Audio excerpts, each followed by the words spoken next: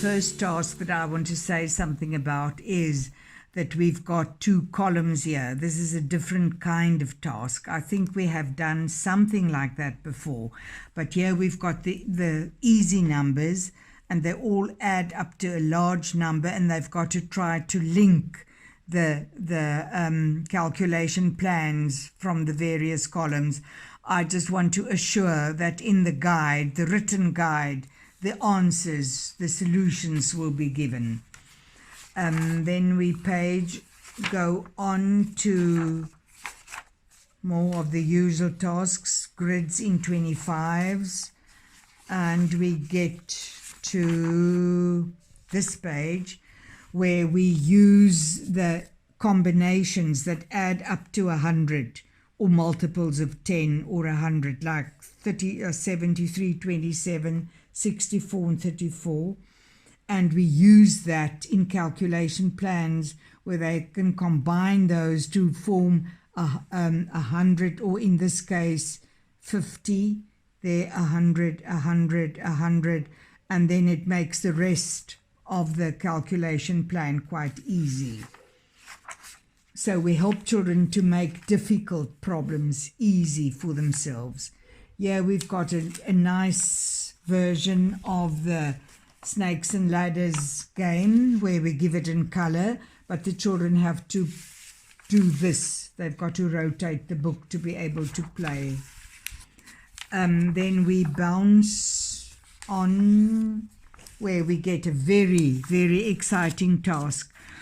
We expose the children to the binary numbers. We don't use the word binary numbers, but that means the powers of 2, so the numbers that are the results of doubling, continuous doubling.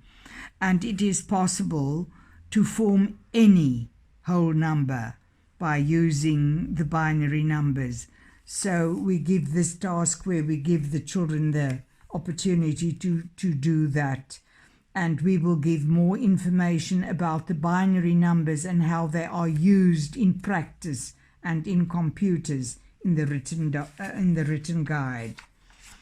The very last task about block towers is totally different. We simply give them the number sequences, and they've got to look at the number sequences and decide on what the shape of the block tower would be. So whether it's going to be non-linear or linear, and they've got to write the name, the letter of the sequence with the shape that they've decided that would look like. And then on the last pages of this book, we have some shape and space tasks where they've got to find the triangles in this tessellation.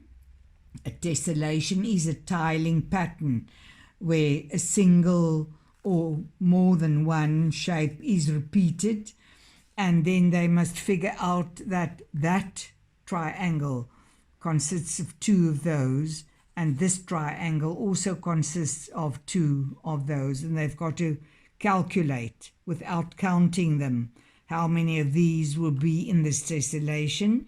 And here we've got another one that consists of, let's see how many, the big triangle like that, so they can figure out how many. I think it's 8. Yeah, 8 smaller triangles. And this one is another one that consists of 4 triangles. So that brings us to the last page where they have to try to figure out how they can divide rectangles into smaller squares or smaller rectangles or even triangles. So that's it.